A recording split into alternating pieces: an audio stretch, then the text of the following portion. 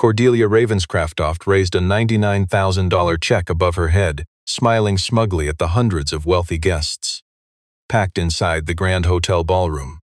And her offer was shockingly simple. Anyone who could pin her undefeated bodyguard Rex Halbert would walk away with every single dollar. The crowd snickered as Wade Callahan, a 44-year-old single father in a worn jacket, stepped into the ring. The massive bodyguard laughed, telling the crowd he would finish the fight so fast the old man wouldn't be late getting home.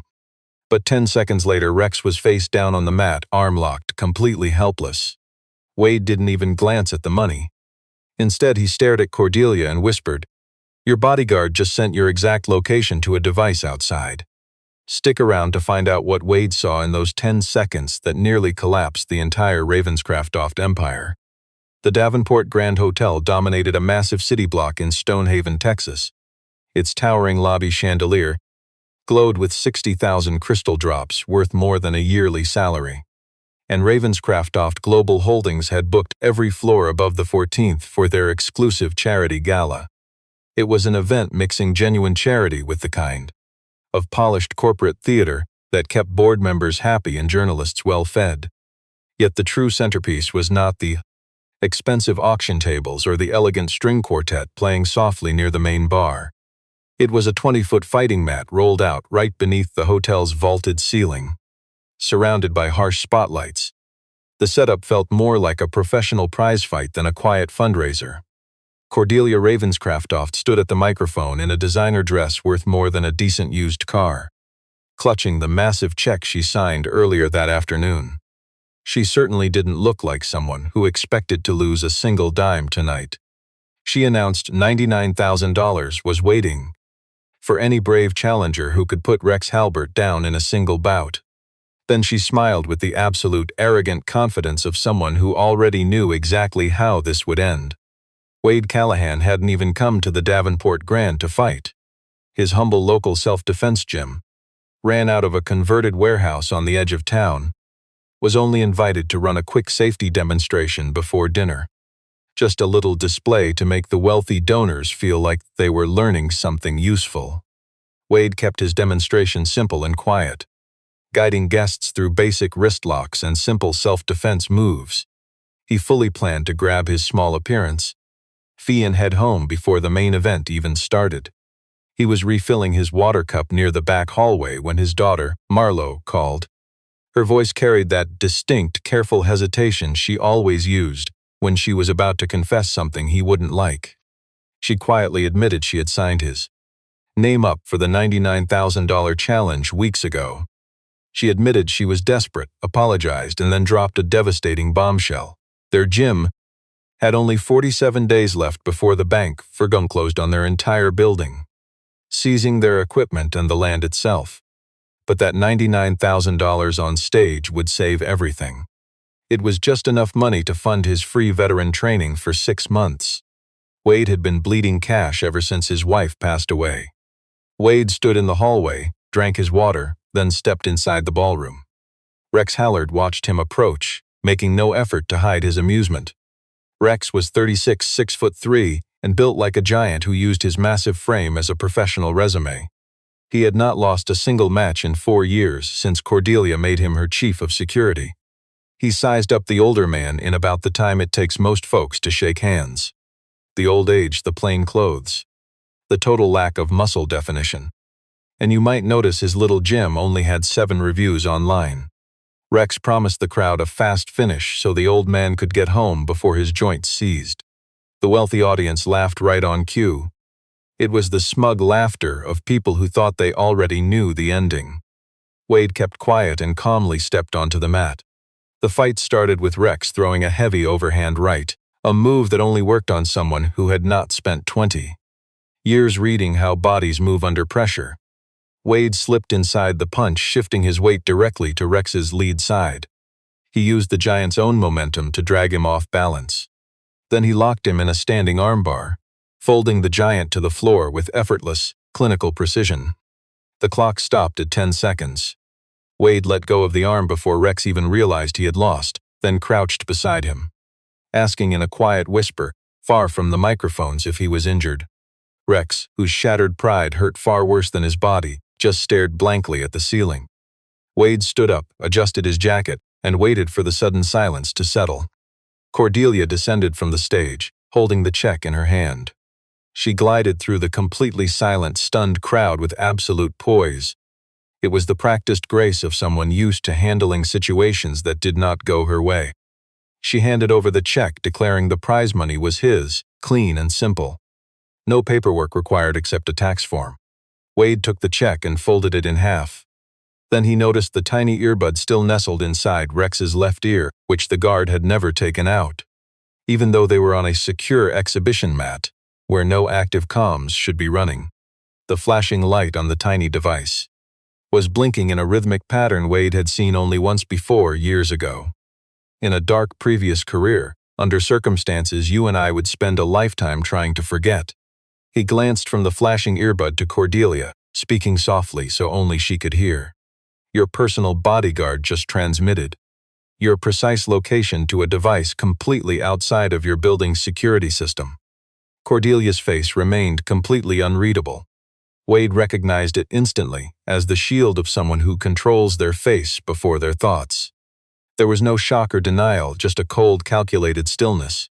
She quietly replied that his claim was serious, but Rex's system used custom encryption that couldn't be hacked by an outside party. Meanwhile, Rex had slowly dragged himself up. He dusted off his expensive suit, trying desperately to act as if those 10 embarrassing seconds had never actually happened.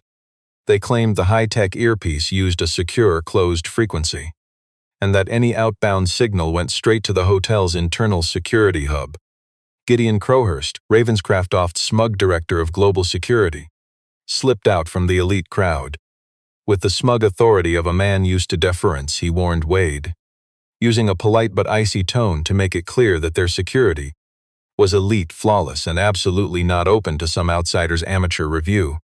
Wade just smiled, offering to return the $99,000 check and leave. The second they showed him proof that the bodyguard's signal actually matched the hotel's secure receiver. The CEO was intrigued. She hadn't built a multi-billion-dollar empire by mistaking arrogance for actual truth, and the absolute precision of Wade's claim did not sound like a bluff from a desperate man. She quietly ordered a private technical test in a corridor off the main hall, while keeping the elite guests distracted with the auction. She bypassed the bodyguard's hardware, handing the raw signal logs to their technician. What the technician discovered left the smug security team speechless. The bodyguard's earpiece was secretly broadcasting location data to an unknown receiver, a device totally disconnected from any approved contractor or official list. The rogue receiver was parked inside a vehicle idling right outside the east entrance. By the time the guards rushed outside, the vehicle had already vanished. The embarrassed bodyguard quickly claimed he was hacked remotely, that someone must have slipped into his firmware without his knowledge. He aggressively demanded a quiet tech audit to deflect any suspicion of his own personal involvement. Wade watched the bodyguard spin his story and noticed something crucial. He wasn't surprised. No shock, no relief of an innocent man, just cold, rehearsed calm. None of the natural reactions a person would have after finding out their boss's location was being leaked. He was delivering a backup script he had prepared long ago, and the too perfect, smooth nature of his delivery, smooth, effortless, and slightly too calm, betrayed his guilt directly to Wade. But Wade held his tongue. He had no solid proof yet, and he knew that opening his mouth without undeniable proof was the easiest way to ruin an investigation. Cordelia handed him the massive check again. He asked if taking the cash required signing some non-disclosure agreement, a sneaky gag order to keep him quiet about their massive security failure. She said no. Wade quietly pocketed his cash. 20 minutes later, a woman approached him by the elevators, introducing herself as the CEO's chief of staff. She spoke in a hurried whisper, desperate to catch him before her window closed. Cordelia's private calendar was being leaked to dangerous outside parties 3 times in the last 2 months. And every single time, an active threat appeared within 48 hours. And every single time, the undefeated bodyguard was the hero who saved her. With every incident, Rex quietly expanded his control. squeezing out anyone else who had direct access to Cordelia. No one got near her without passing his rigid filter first, while Sabrina carefully documented every move. Wade calmly asked where those files had actually gone. Sabrina admitted they never even reached Cordelia's desk. The ultimate test came with a midnight security breach in Cordelia's private 16th floor suite, which had been locked tight and swept 90 minutes before the gala even started. An intruder had left a plain envelope sitting on her entry table. Inside lay a shocking photograph taken at extreme close range. It captured Cordelia at the exact second she handed that check to Wade. The angle and sharp clarity made it undeniable that whoever had taken that photograph was standing only a few feet away, right inside what should have been an impenetrable perimeter. Cordelia instantly wiped her morning calendar and moved to another suite, demanding 72 hours for a deep security audit before the major quarterly investor briefing. Harrison, 63, with 4 decades in a world where any surprise tanked the stock price, agreed with the heavy reluctance of a man wishing for a much simpler problem. Bright and early, Rex drafted a memo, arguing that Wade Callahan was the only outsider who had access to their restricted zones. He pointed out Wade's heavy financial struggles, arguing that a man desperate for $99,000 with expert tactical training had every reason to fake a threat just to play the hero. Gideon backed up the memo with a file on Wade's past, technically accurate, but twisted to highlight his past black ops and elite government work, focusing entirely on a mission that ended in an official reprimand. They exposed his current debts, calling his martial arts gym a front. When they slid the file across the table in front of Cordelia, Gideon, Sabrina, and 2 silent corporate lawyers, Wade did not flinch, deny the facts, or explain his classified record. He calmly told them that a guilty man would definitely deny the facts or scramble for a fast explanation. But he would do neither because his past was not the real danger. The only real question was that photo and who got onto a locked executive floor after the security sweep. Cordelia, still sizing up this quiet force of nature, made her move because that photograph was terrifyingly real, and she did not build her empire by running from threats. Her terms were clean and absolute. 7 days of total freedom, full clearance, and access to all security logs, with one single objective: hunt down the mole leaking her schedule. If Wade caught the traitor, he would walk away with the full $99,000, plus a massive 3-year security contract to save his gym.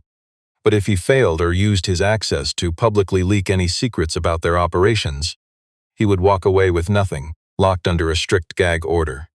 Wade looked her dead in the eye and refused that second term. Cordelia countered that it was standard policy for anyone holding their top-tier secrets. But Wade quietly replied, it was precisely those standard lazy routines that let the photo end up locked away. She instantly waived the paperwork. The very next morning he started. The very first thing Wade overhauled was their predictable routing system. Not a single soul received Cordelia's full daily schedule over 2 hours early. All travel routes were cleared using a completely separate channel, while her personal phone was taken straight off the corporate network onto an isolated line that Sabrina controlled herself.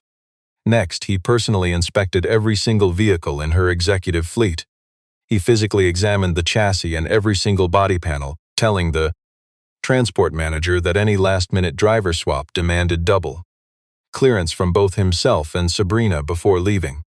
Rex just scoffed, showing the fake patience of a man being ordered around in his own home. He argued these rigid changes would completely fracture team coordination and make the whole system vulnerable. Even Cordelia fought him on the new route protocols the very first day. Then the strict phone rules on day 2, and the double authorization on day 3. She clashed with the icy sharp defiance of a billionaire elite who is absolutely not used to taking orders. But by the 4th day, she noticed something unexpected. Wade wasn't actually telling her what to do. He simply laid out the actual risks, then stood back to see if she wanted to take them. This was a massive shift from how her usual yes-men operated. Those people usually handed her choices that had already been decided, merely dressing them up as helpful recommendations. Then, on the 4th afternoon, everything blew up. Wade discovered a hidden GPS tracker planted right behind the passenger seat of her private ride. He snapped a photo before disabling it. He immediately ran the device serial number through a global commercial registry and tracked it straight to a batch bought under a specific vendor name. Shockingly, a partial fingerprint on the casing matched Rex. Rex was instantly suspended and grilled separately by both the corporate lawyers and Wade. But Wade asked entirely different questions, paying more attention to the nervous silences than the words.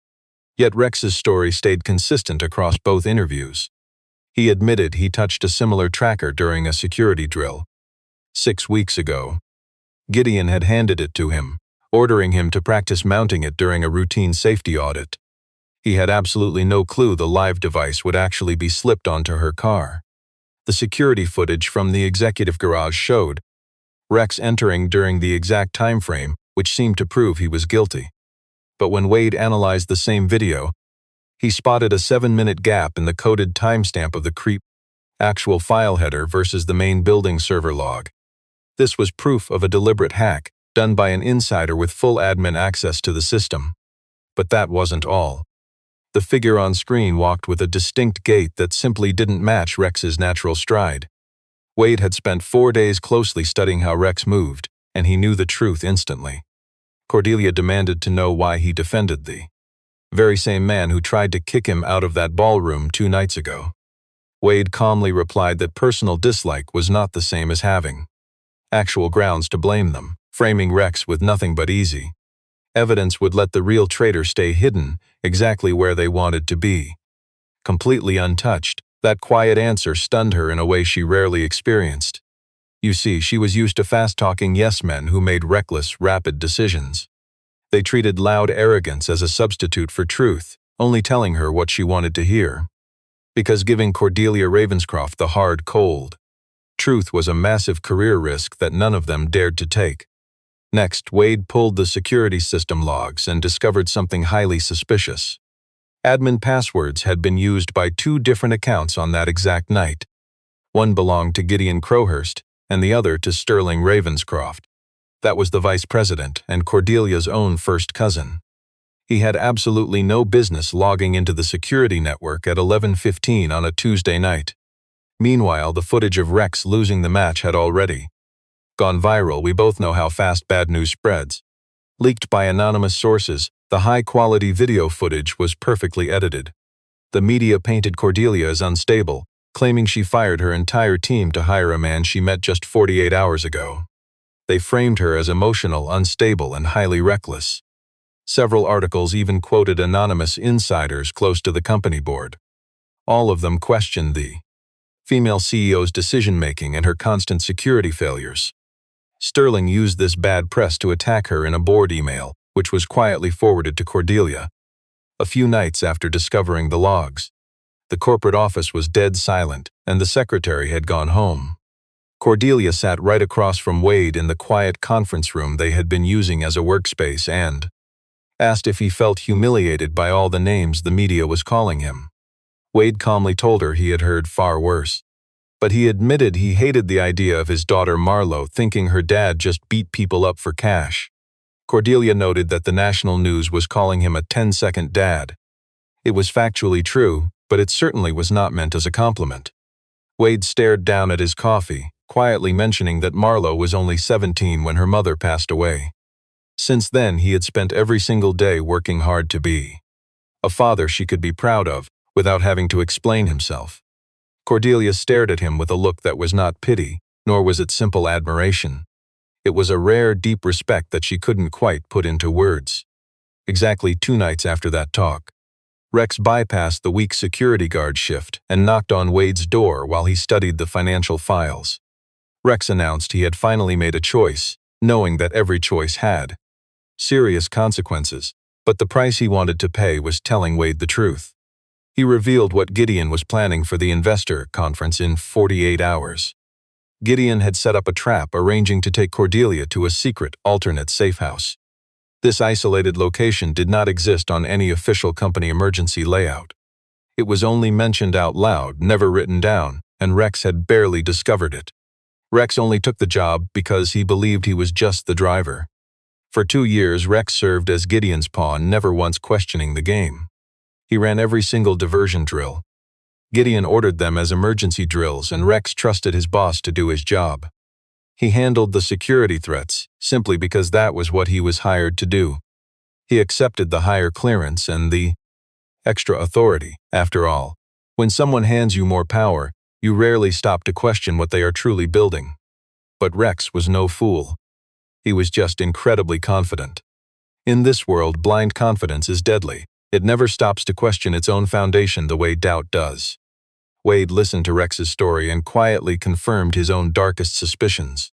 The dangerous threats against Cordelia were actually coming from inside the company. Every single incident was carefully calculated to be scary enough to justify massive security upgrades, but never severe enough to bring in the police.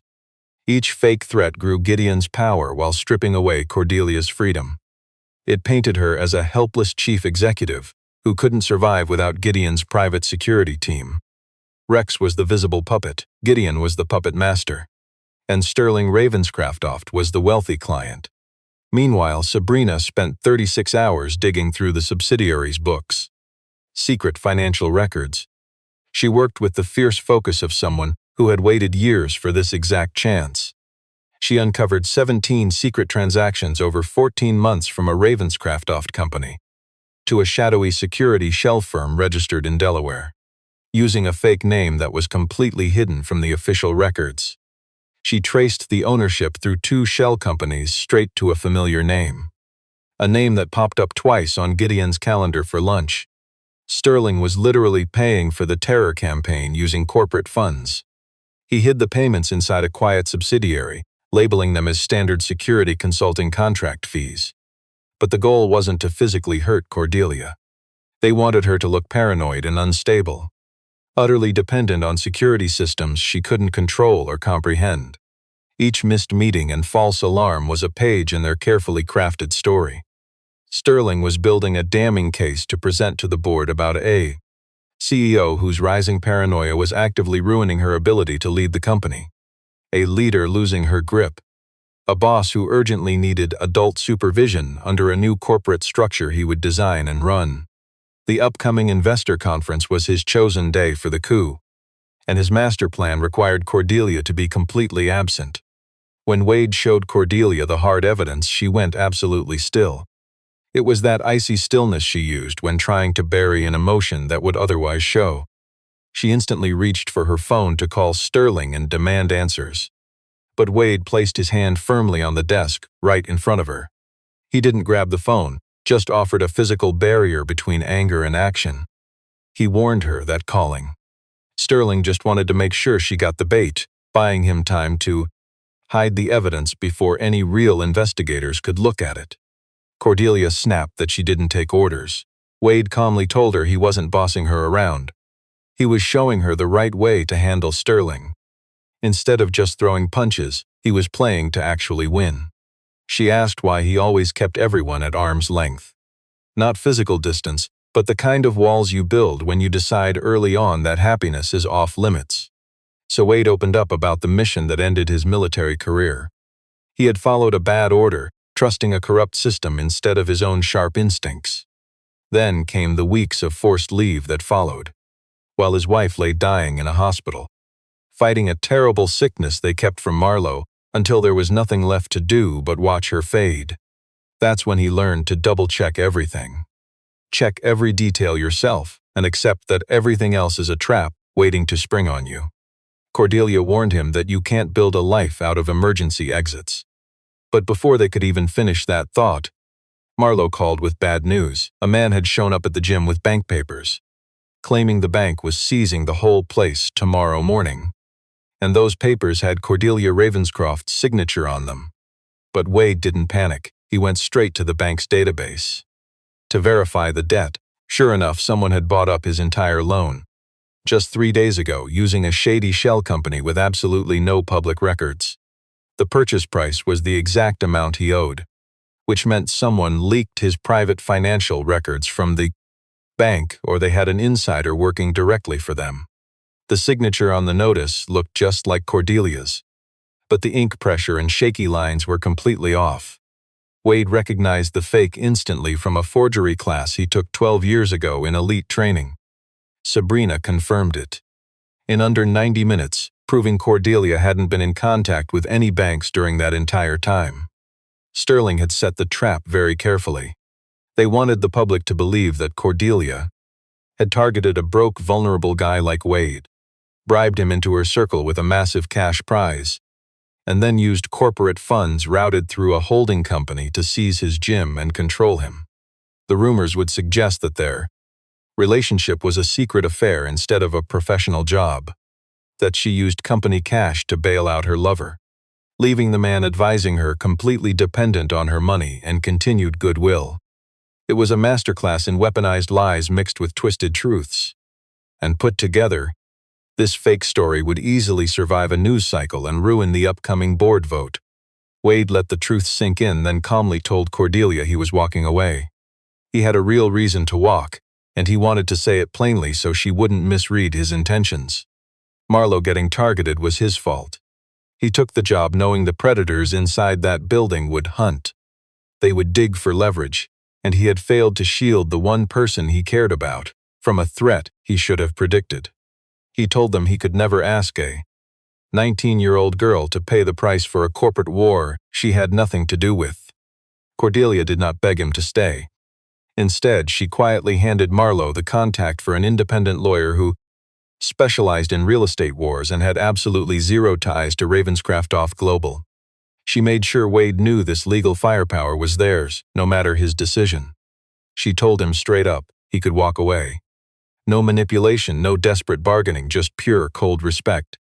None of the twisted mind games he was so used to from these elites. It was a shock and definitely not what he expected. An hour later, Marlowe called him back, completely unfazed by their legal threats. She had already spoken to the lawyer, and she had one final message for him. She called him out for spending 6 years running before things got ugly. She understood his fears, but she was not asking him to stop protecting people. She wanted him to see that the threat he was trying to save her from was already taken care of, and that the actual thing he was running away from was not a liability but a choice. She reminded him that loneliness with a good excuse is still just loneliness. Wade realized Sterling's master plan required him to run. This timing was absolutely no accident. By vanishing before the board vote, he'd erased the main witness to Gideon's plan. It left Cordelia completely unprotected at the absolute peak of her danger. Plus, it would spark news stories claiming her leadership crumpled under pressure. Walking out was exactly the trap Sterling expected him to fall into. But Sabrina dug into the calendar and uncovered a dark sequence of events scheduled during the investor conference. Gideon's private agenda mapped out the tactical logistics of Cordelia's abduction from the conference, starting with a vehicle swap at the loading dock. A staged emergency detour would lead her straight to a holding location 3 miles away, which had absolutely no connection to Ravenscraftoft and no official trace to the corporate security network. Cordelia calmly insisted she was going anyway. The next morning, as the convoy loaded up for departure, Wade instantly spotted that the driver assigned to Cordelia's car was not on the authorized list. Rex drove the chase car. Wade sat shotgun, keeping an open line with Sabrina, who was operating from a secret location Sterling knew nothing about. She had full access to the conference center's main facility management network using a security override she secured from an inside source. The plan was not to ram the convoy or spark a massive confrontation in a public space. Instead, they would make the planned escape route completely impossible, forcing Cordelia to detour before that fake driver could pull off the kidnap. Sabrina remotely locked down 2 of the conference center's basement service bays, then pushed a fake maintenance alert directly into the building's traffic control system. I rerouted commercial trucks away from the east entrance. I briefed our replacement driver on the exact escape route. He found his backup paths blocked, forcing him right toward the main entrance, where full event security would instantly spot any deviation from standard protocol. But I was already inside. I had slipped Cordelia a backup phone during the car inspection that morning, sliding it into her briefcase pocket while confirming her car door lock mechanism. The moment the driver skipped the main drop-off and headed down into the restricted garage. Her hidden phone sent me a single-character alert. I moved immediately, finding her in the basement alongside Gideon. He was waiting for her. Gideon spoke with that arrogant professional calm, acting like he held all the power, explaining that a serious threat came in that morning and that her appearance at the conference had to be postponed while they investigated. He played the part perfectly, like a man who had rehearsed his lies, standing right between Cordelia and the waiting elevators, with 3 heavy guards backing him up in the hallway behind her, showing absolutely no sign they were doing anything but following official, legal orders. Cordelia calmly asked to see their threat assessment. Gideon insisted it was classified until the situation was fully contained. She demanded the originating report number to verify it on our secure corporate logging system. He claimed the entire system had been suspended during their security sweep. So she asked which exact corporate lawyer had authorized that shutdown. Every single question bought time, and she asked them with the steady patience of a leader, who understood that Gideon's only play was keeping her trapped down there in that basement garage for another 40 minutes. That's when I stepped out of the service corridor, Rex beside me. Gideon's guards smirked at me first, but then they recognized Rex and froze. They were suddenly unsure who actually had real authority, and if Gideon's illegal orders would protect them later. I spoke to those guards directly, tearing apart their entire operation step by step. First, the replacement driver who completely bypassed dual approval. Second, the threat assessment that does not exist on our servers. And this basement holding spot entirely missing from our files. No record of it with our legal department or insurance company. I told them they could verify my every word on our network in under 4 minutes, but any guard who kept enforcing this fake protocol would face massive personal legal exposure for their role in this setup. The confidence drained from the room. One guard backed away, then another. Gideon panicked and bolted for the exit, but Rex blocked his path. I stepped forward and brought Gideon down in a painless hold that instantly neutralized him, designed specifically to force cooperation without any injury. It took less than 10 seconds, even faster than my match at the Davenport Grand. Far less dramatic, and this time, there was no crowd around to watch. And his phone was unlocked. 8 messages over 2 days between Gideon and Sterling. It laid out their entire plan for the conference in cold, clinical detail. The swapped vehicle, the basement hideout, the exact time they would strike. Ending with the chilling words Sterling typed in his final text. Make sure she misses the vote. Cordelia walked into that boardroom 11 minutes early. Harrison Waverly was literally about to claim she was missing due to an emergency. Instead, she plugged in her tablet and threw the financial records on screen. The incriminating texts and the secret payment receipts. She did not say a word. She just stood there at the head of the table, waiting as they read. Sterling tried to laugh it off, calling Wade Callahan's record a joke. He claimed a man fired from security work for abandoning his post had zero credibility as a witness in this room, not when it came to a multi-billion-dollar empire like Ravenscraft. He sneered that the board would be making a historic mistake to trust him, to let an indebted gym owner decide the entire future of Ravenscraft Global. He delivered the blow with the smug grin of a man who thought he won. He fully expected the room to laugh Wade out of the building. But Wade did not flinch, he just nodded. He admitted he was stripped of his license after walking away from his post. The official report was technically true, but it was completely stripped of any context, which was exactly how the corrupt brass wanted it back then. It was a standard protection detail. Guard duty for a high-level diplomat at a secure facility. Wade was guarding a back door when a structural collapse next door trapped people. It trapped 7 civilian office workers in a crumbling corridor. The hallway was rapidly filling with smoke. Wade's main client was perfectly safe inside a bunker protected by an entire squad. So Wade ran into the fire and saved all 7. His client was untouched. But a corrupt supervisor with ties to a rival firm did the review. They wanted Wade's team gone so they could take over. They claimed his heroic rescue created a dangerous security breach, calling it misconduct and stripping him of his badge. Wade never fought it, because a trial would take months. months of legal battles he simply could not afford to waste. His wife had been diagnosed with cancer just 3 weeks earlier. She needed him at home by her side, not fighting bureaucratic lies. Suddenly, Rex stood up in that quiet room. He said he had been in the business 11 years under elite officers. And the flawless security discipline Wade had demonstrated over the last 7 days. Tracking the signals. Analyzing devices, spotting the camera glitch. It was not the work of someone who lacked judgment. It was the work of an absolute master of the craft. Their slow corporate protocols simply weren't built to recognize it.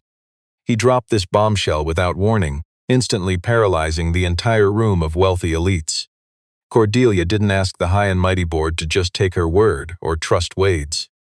Instead, she demanded they greenlight an independent forensic audit of the dirty records she brought forward, run by an outside forensic firm with zero ties to them, to Ravenscraft Global or any of their dirty subsidiaries, with findings sent straight to Harrison before any final decision. Harrison stared at the damning proof, then glared at the trembling Sterling 2 seats down, and conceded that a full audit was the only way. They immediately suspended Sterling, stripping him of all his power. They sent Gideon straight to the district attorney's office on serious illegal spying charges, for faking corporate files and holding someone hostage. A massive crime with heavy time, considering the hostage they locked up was the CEO of a multi-billion-dollar global empire. The board vote was cancelled indefinitely, keeping Cordelia firmly in power, even though the grueling audit would take 6 months. And rebuilding the broken corporate giant would take much longer. She sent $99,000 to Wade's specified account. No strings attached, no extra money, just pure cash. Wade stared at the massive transfer confirmation in complete silence. Then he admitted he appreciated that she didn't add any bribes. She offered him a lavish 3-year contract as her consultant, worth far more cash than his local gym had made in its history. But Wade refused. When she asked why, he told her. If he was on her payroll with his daughter's future tied to a billionaire's sheer whims, then neither of them would ever know if their connection was actually real. She'd always wonder if his loyalty was bought and paid for. And he'd always wonder if he was in her life by choice or design. He refused to waste another 10 years of his life chasing an answer that wasn't clear. She stared at him for a long moment and said, "I'll see you in 3 months." 3 months passed. Wade used the $99,000 to pay off all his gym's debt, leaving $11,000 to finally upgrade the place after putting it off for 2 years. He put in fresh windows and completely refinished the training floor. He scheduled women's sessions on Tuesday and Thursday nights, and officially kicked off a massive program he'd been running quietly for years, giving completely free self-defense classes to struggling single parents, late-night shift workers, and brave souls escaping abusive relationships, along with ex-bodyguards looking to build normal civilian lives. His local gym never became a luxury club. It became something much more important than that. Meanwhile, the defeated bodyguard Rex Halberd went through a deep transformation that had nothing to do with courtrooms, and everything to do with the humbling 10 seconds that shattered his pride. He quit the Ravenscraft Elite Protection Detail forever. He vanished into a 6-week silence his few friends found highly uncharacteristic. Then he called Wade, asking if the gym needed another combat instructor. He was completely rethinking the core rules he had lived by. Wade told him a Monday evening class needed a second coach.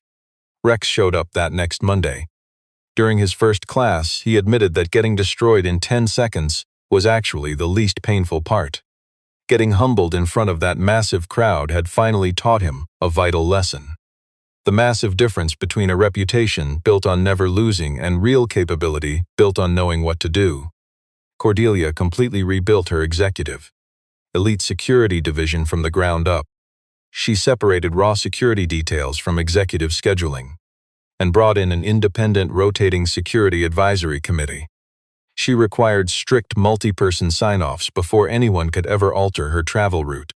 She opened a highly secure reporting line for guards to report major safety concerns directly, bypassing the regular chain of command. She even relocated her office to get better natural light, having spent 3 miserable years in a dark corner suite with just one north-facing window, deciding that was one frustratingly small problem she was fully capable of fixing herself. She pulled up to Callahan's self-defense and fitness one quiet Wednesday afternoon, driving her own car without any advance team in sight. She had no appointment and absolutely nothing resembling a security detail. She wore casual clothes that were a million miles from corporate office wear. Wade noticed this change instantly because Cordelia Ravenscraftoft in operational mode was a highly precise and formidable instrument. But Cordelia Ravenscraftoft on a Wednesday afternoon was something else entirely. He was fixing a wall-mounted training pad when she walked quietly through the front door. She simply waited in silence for him to finish. She told him she was there to follow through on a dinner invitation she had boldly made to herself 3 months ago, fully expecting him to make excuses so she could show she had already solved every single one. Wade told her flat out he would not dine at a place with her name on it. She smiled and said she had booked a quiet table in the warehouse district with absolutely no corporate ties, zero media presence, and a strict privacy policy that treated celebrity recognition as a total failure. He asked if there would be any hidden security guards. She shook her head, saying if she required a heavy guard just to eat with someone she already trusted implicitly with her life in a dark parking garage at midnight, then she had completely missed the entire lesson of the past 90 days. Wade smiled, saying that sounded far more dangerous than fighting Rex. She replied that was the exact correct interpretation. Marlo walked out of the back hallway just then, freezing in the doorway as she realized what was happening. She gave her father that sharp, judging look she had perfected since she was 14, and quietly slipped back down the corridor without saying a single word. Wade slowly pulled off his heavy work gloves and set his tools down. He stared at Cordelia, then glanced at that framed $99,000 check hanging behind the desk. That $99,000 Davenport Grand Prize now hangs right where most gyms frame their proud mission statements, complete with a bold handwritten note from Wade scribbled right underneath. 10 seconds to end the laughter, 3 months to learn how to stay. He opened the gym door, holding it as she quietly stepped through. They walked out together, neither of them leading the other. The old map lay behind them, their future completely undecided. And for the first time in a very long time, Wade Callahan stepped into that ring without needing to know how the fight would end.